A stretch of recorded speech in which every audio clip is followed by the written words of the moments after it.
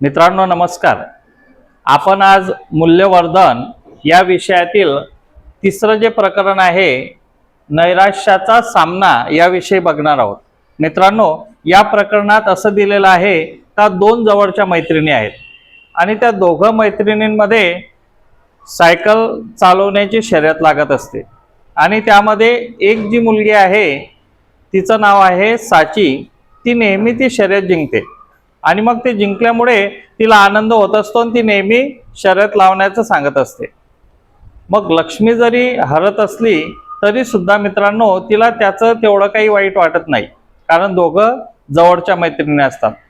पण एक दिवशी परत साची जी आहे ती शर्यत लावण्याचं सांगते आणि मग लक्ष्मी सुद्धा जोरात पायडल मारायच्या धुंदीमध्ये पायडलकडे लक्ष दिल्यामुळे तिला समोर गाडी आलेली आहे हे दिसत नाही आणि तिचा फार मोठा ॲक्सिडेंट होत असतो। हा अपघात झाल्यानंतर तिला हॉस्पिटलमध्ये दाखल करण्यात येते। पण ती हॉस्पिटलमध्ये असताना साचीला असं वाटते की ही चूक माझी आहे आणि हा जो अपघात घडला जर मी हे शर्यत लावलेली नसती तर हा अपघात घडला नसता। त्यामुळे ती काय करते मित्रांनो की ती स्वतः त्या नैराश्यामध्ये जात असते आणि बाहेर कुणाशी बोलणं टाळते।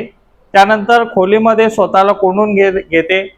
त्यानंतर आई वडिलांशी सुद्धा व्यवस्थित बोलत नाही। या प्रसंगाचा तिच्या मानसिकतेवर परिणाम झालेला आपल्याला दिसून येतो। आई वडिलांना सुद्धा त्याची जाणीव होते आणि ती साची जी आहे ती फार वेळेस ज्यावेळेस तिला बरं वाटत असेल त्यावेळेस ती आई वडिलांशी बोलते आणि त्या लक्ष्मीला फोन सुद्धा करते। पण फार वेळेस ती जी साची आहे ती तिला स्वतःला रूम मध्ये कोंडून घेते। मित्रांनो असा प्रकार आपल्या सोबत सुद्धा घडत असतो। आपणही दोन मित्र फार जवळचे असतो, एखाद्या वेळेस खेळायला गेल्यानंतर आपल्यामुळे दुसऱ्याला इजा होते आणि त्याचा दोष आपण स्वतःला देत असतो। अशा निराशा आपल्या जीवनामध्ये बहुधा येत असतात। या निराशेतून आपल्याला आशेचा किरण म्हणजे आपल्याला काहीतरी सोल्युशन काढणं गरजेचं असते। मग आपला मित्र जर अशा नैराश्यात असेल, त्यावर असा प्रसंग घडलेला असेल किंवा त्याच्या मनात काही दुःख असेल तर आपण त्याला सांत्वना कशी दिली पाहिजे, आपण त्याला या प्रसंगातून कसं बाहेर काढता यायला पाहिजे, यासाठी मित्रांनो आज आपण पत्रलेखनद्वारा हा उपक्रम घेणार आहोत। या पत्रलेखनात तुम्हाला त्याला समुपदेशन करायचं आहे। काय लिहायचं आहे तुम्हाला यात का असे जे प्रसंग आहे आपल्या जीवनात घडत असतात याचा बाऊ न करता मनात याला न साठवून ठेवता आपल्याला यातून बाहेर पडणं गरजेचं आहे। असं समुपदेशनचं जे पत्र आहे तुम्हाला आज लिहायचं आहे आणि असेच काहीशे पत्र आपल्या वर्गातील काही विद्यार्थिनींनी लिहिलेले आहे। तर चला त्यांनी त्यांच्या समुपदेशनात काय लिहिलेलं आहे ते बघूया। नमस्कार, माझे नाव श्रावणी केशव चौधरी। मी साचीला नैराश्यातून बाहेर काढण्यासाठी समुपदेशन पत्र लिहिलेले आहे। ते पत्र मी आता वाचत आहे। प्रिय साची, सप्रेम नमस्कार। तुझ्या आयुष्यात घडलेला अपघात हा खूप दुःखद प्रसंग आहे। अशा घटनेनंतर मनात भीती, चिंता, अपराधीपणाची भावना किंवा नैराश्य येणं स्वाभाविक आहे। परंतु या कठीण काळात धैर्य न सोडता स्वतःवर विश्वास ठेवणे खूप महत्त्वाचे आहे। लक्षात ठेव, प्रत्येक अडचण ही कायमची नसते। तुझ्या आई वडिलांचे, शिक्षकांचे, मित्रमैत्रिणींचे प्रेम आणि पाठबळ तुझ्या सोबत आहे। मनातील भावना दडपून न ठेवता विश्वासू व्यक्तीशी बोल, त्यामुळे मन हलके होईल आणि नवीन उभारी मिळेल। भूतकाळातील घटना सतत आठवत बसण्यापेक्षा वर्तमानात जगण्याचा प्रयत्न कर।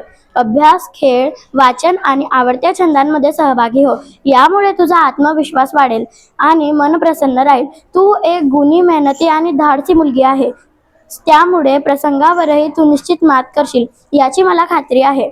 जीवनात अनेक संधी तुझी वाट पाहत आहे। सकारात्मक विचार कर, स्वतःची काळजी घे आणि नेहमी हसतमुख राहण्याचा प्रयत्न कर।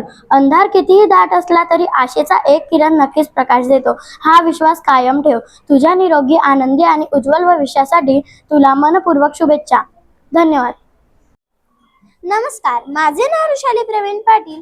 मी साचीला तिच्या दुःखदायक नैराश्यातून बाहेर काढण्यासाठी समुपदेशन पत्र लिहिलेले आहे। प्रिय साची, सप्रेम नमस्कार। तुझ्या आयुष्यात घडलेल्या अपघातामुळे तू खूप निराश झाली आहेस हे समजते. अशा प्रसंगी दुःखी वाटणे स्वाभाविक आहे, पण या परिस्थितीत खचून न जाता धैर्याने आणि सकारात्मक विचारांनी पुढे जाणे महत्वाचे आहे. लक्षात ठेव, प्रत्येक अडचण ही तात्पुरती असते. तुझे आई वडील, शिक्षक, मित्रमैत्रीण नेहमी तुझ्या पाठीशी आहेत. मनातील भावना दडपडून न ठेवता त्याच्याशी मोकळेपणाने बोल. त्यामुळे मन हलके होईल आणि तुला नवीन ऊर्जा मिळेल. तुझ्या आवडीच्या गोष्टींमध्ये वेळ घालव. नियमित अभ्यास कर, पुस्तके वाच, खेळ खेळ आणि स्वतःवर प्रयत्न. त्याच्या बळावर तू या कठीण प्रसंगावर नक्कीच मात करशील. अपयश किंवा संकट हा शेवट नसतो, तर नव्या सुरुवातीची संधी असते. हा विचार कायम मनात ठेव. तू लवकरच पूर्णपणे सावरशील आणि पूर्वीपेक्षा अधिक आत्मविश्वासाने पुढे जाशील असा मला विश्वास आहे. तुला खूप खूप शुभेच्छा. उज्ज्वल आयुष्यासाठी तुझी शुभेच्छुक वृषाली प्रवीण पाटील. धन्यवाद. नमस्कार, माझे नाव आहे भुवनेश्वरी ज्ञानेश्वर पाटील. मी साचीला नैराश्यातून बाहेर काढण्यासाठी पत्र लिहिले आहे, समुपदेशन पत्र लिहिले आहे. मी त्याचे वाचन करत आहे. प्रिय साची, समप्रेम नमस्कार. तुझ्यावर आलेला अपघात हा नक्कीच दुःखद प्रसंग आहे. अशा वेळी खचून जाणे स्वाभाविक आहे, पण लक्षात ठेव, प्रत्येक कठीण प्रसंगावर धैर्याने मात करता येते. तुझ्या कुटुंबियाचे, मैत्रिणीचे आणि शिक्षकाचे प्रेम व पाठबळ तुझ्यासोबत आहे. भूतकाळातील घटना सतत आठवत बसू नकोस. सकारात्मक विचार कर.